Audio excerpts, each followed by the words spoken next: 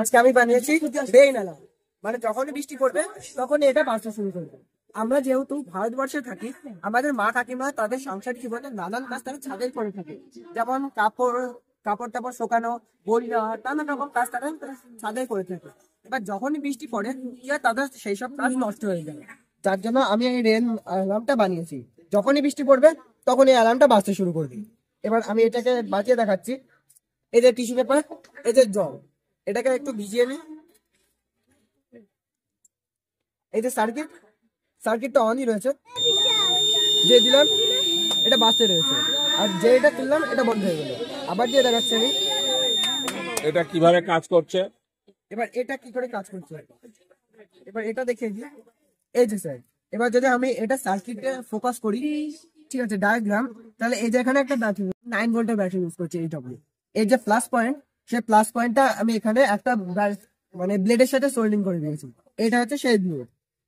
আর এখানে যে battery minus point, সেটা আমি বাজারে মাইনাসের সাথে অ্যাড করে দিয়েছি।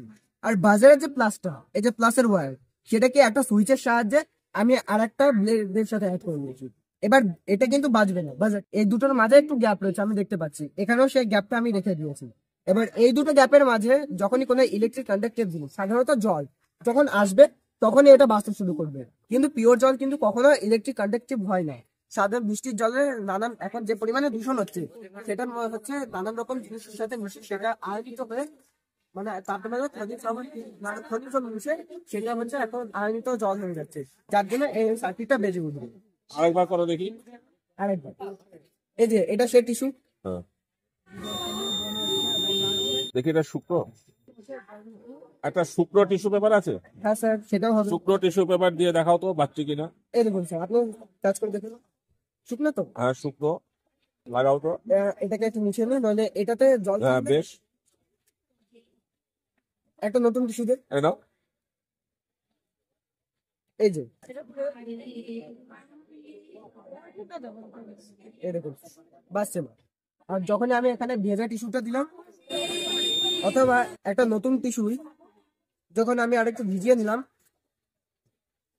এই টিস্যুটা যখন আবার ভিজিয়ে নিলাম, এতে জল রয়েছে কম, যার জন্য।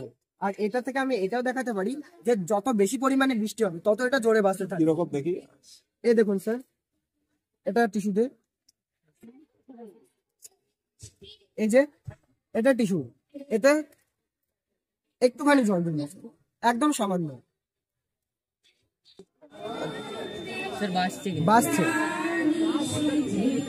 একদম কম, ঠিক আছে।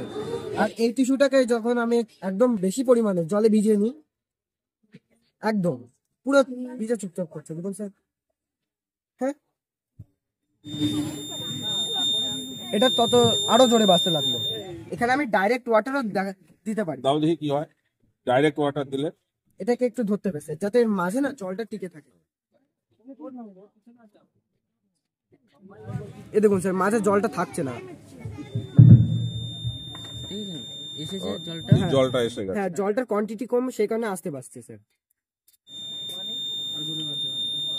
যত জল বেড়ে গেছে তাই জোরে বাজছে। কারণটা স্যার এই যে এখান থেকে বেশি পরিমাণে যে ইলেকট্রিসিটিটা এটার মধ্যে যাচ্ছে বেশি জলের জন্য, যার জন্য এটা আরো জোরে বাজছে।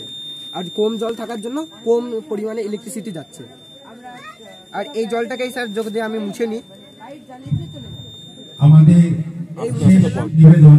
আর এটাও বাধা। তোমার নাম কি? তোমার নাম কি? স্যার আমার নাম হচ্ছে উত্থাপ চক্রবর্তী। কোন স্কুল তুমি? আমি পাগলগাছি বিদ্যা মন্দির থেকে। কোন ক্লাসে পড়ো? আমি ক্লাস 8-এ পড়ি। Thank you sir. তুমি আছো, তুমি এর সঙ্গে প্রজেক্ট আছো?